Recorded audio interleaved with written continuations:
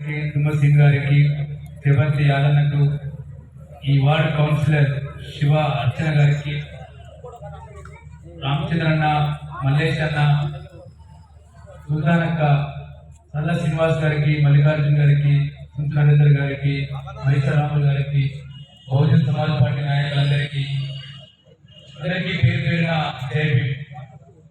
చాలా సంతోషం. ప్రజ్ఞాపన అంటేనే చిన్నప్పుడు ఎప్పుడు చెప్తున్నారు పాత తాలూకా. ఈ చుట్టుపక్కల మా మిడిదొడ్డి దాకా ఈ ప్రజ్ఞాపూర్ పాత తాలూకా కేంద్రంగా దీనికి ఒక పేరుంది. ఇక్కడ ఇవాళ డాక్టర్ బాబాసాహెబ్ అంబేద్కర్ గారి 133వ జయంతిని పురస్కరించుకొని బాబాసాహెబ్ అంబేద్కర్ ను పెట్టుకోవడం చాలా అభినందించినది. మౌర్య అంబేద్కర్ సంఘం చాలా కాలం నుంచి ప్రయత్నాల్లో ఉన్నది. స్థలంకు సంబంధించిన సమస్య వచ్చినప్పుడు కూడా ఇక్కడ మున్సిపల్ అధికారులతో, పోలీస్ అధికారులతో మాట్లాడి సమస్యను పరిష్కరించుకొని ఎట్టకేలకి వల్ల బాబాసాహెబ్ గారి విగ్రహాన్ని ఏర్పాటు చేసినందుకు మీ అందరికీ పేరు పేరున వ్యక్తిగతంగా దళిత బహిర్పణ తరఫున ఉద్యమాభినందనలు తెలియజేస్తున్నాం. మన దేశమంతా పండుగ నడుస్తా ఉంది. ఇలా ఈ వేదికే చెప్తుంది బాబాసాహెబ్ అంబేద్కర్ అంటే కేవలం దళిత మనిషి, దళితుల కోసమే పనిచేసిండు అని ఒక ప్రచారాన్ని, ప్రాపగండను ఈ సమాజంలో స్థిరీకరించారు. అది కాదు, బాబాసాహెబ్ అంబేద్కర్ అందరి వాడు అని వాళ్ళ ఈ వేదిక చెప్తుంది. ఇక్కడ ఎస్సీలు, ముస్లింలు, మా లింగారెడ్డి గారు, ఇంకా చాలా మంది ఈ వేదికను, ఉపాధ్యాయ మిత్రులు, రకరకాల కులాలు, రకరకాల మతాలు చెందిన వారి వల్ల ఈ సభలో ఉండడమే నిజమైన అంబేద్కర్ కొందరి వాడు కాదు, అందరి వాడని చెప్పి మనకు ఒక చాలా స్పష్టమైన ఒక మెసేజ్ ఈ వేదిక వల్ల పంపుతుందనిపిస్తున్నాను. ఎందుకు అంబేద్కర్ పెట్టుకోవాలి? దేశమంతా అంబేద్కర్ ఉంది కదా. అంబేద్కర్ పెట్టుకోవడం అంటే మనల్ని మనం ప్రతిష్ఠించుకోవడం. ఈ దేశంలో తరతరాలుగా వేలానుకులైన కుల వ్యవస్థ, హిందూ మత ముస్లింలో కుల వ్యవస్థ కొనసాగిస్తూ కులాల రాజ్యం కొనసాగుతా ఉంది. ప్రజాస్వామ్యం వచ్చింది, రాజ్యాంగం వచ్చింది, రాజ్యాంగం అమల్లో జరుగుతుంది, ప్రజాస్వామ్యం ఉందని చెప్తుంటాం. కానీ పాలక వర్గ విధానాలు, ఆధిపత్య కులాలకు అనుకూలమైన విధానాలు నడుస్తున్నాయి. ఎప్పుడైనా దళిత, బహుజన, ముస్లిం, మైనార్టీ, పేద వర్గాలకు వ్యతిరేక నిర్ణయాలు జరుగుతూనే ఉంటాయి. 10 ఏళ్ల అధికారంలో ఉన్న కేంద్ర ప్రభుత్వం సిఏని కూడా అడగలేదు.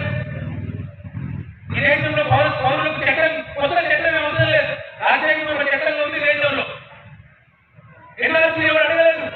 అంటే ప్రజల మధ్య విద్వేషాలను పెంచి, ద్వేషాన్ని పెంచి తమ పరిపాలనను స్థిరీకరించుకోవడానికి వల్ల ఈ దేశ పాలకులు ఒక ప్రయత్నం చేస్తున్నారు. ఈ ప్రయత్నాలన్నింటి వల్ల మనం తిప్పుకోవడానికి అవసరం ఉంది.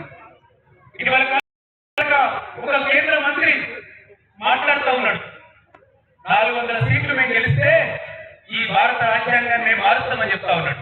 నీ అబ్బా సొత్తు కాదు, భారత రాజ్యాంగాన్ని మార్చడానికి 400 కాదు 450 సీట్లు వచ్చి నువ్వు బంపర్ మెజార్టీ సాధించిన బాబాసాహెబ్ రాసిన, అంబేద్కర్ రాసిన రాజ్యాంగాన్ని టచ్ చేయాలని చెప్పి ఈ వేదిక సందర్భంగా ఆ నాయకత్వానికి హెచ్చరిస్తున్నాం.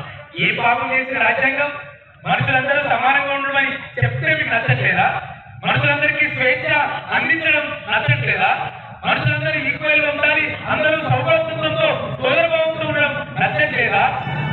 ఈ దేశంలో వేలాది కొంతమందికి ఆర్థిక, రాజకీయ, సామాజిక న్యాయం సరఫరాలు అందుతుంది. అది అన్ని వర్గాలకు అందరం ఇష్టం లేదా? ఇక్కడ మీకు నచ్చడం లేదా? ఇక్కడ ఆదివాసీలు, దళితులు, మైనార్టీలు చదువుకోవడానికి ఇష్టం లేదా? ఒక రకంగా ఆలోచిస్తే ఇదే అర్థమవుతుంది. ఇవాళ రాజ్యాంగాన్ని మారుస్తామంటే ఈ స్వభావాన్ని, అంటే ఈ దేశంలో మెజార్టీ ప్రజలైన ఎస్సీ, ఎస్టీ, బీసీ, మైనార్టీల హక్కుల్ని మొత్తం ఇవాళ కాలు రాయడానికి కుట్ర జరుగుతుంది. ఈ కుట్రకు వ్యతిరేకంగా ఇవాళ నిలవాల్సిన అవసరం ఉంది. అరే అంబేద్కర్ పెట్టుకుని ఈ మాట్లాడుకుంటే అంబేద్కర్ అంటే ఇది, అంబేద్కర్ అంటే నడుస్తున్న చరిత్ర, నడుస్తున్న రాజకీయాలు. అంబేద్కర్ ఎన్ని లక్షల అక్షరాలు రాశాడు, కోట్ల అక్షరాలు రాశాడు.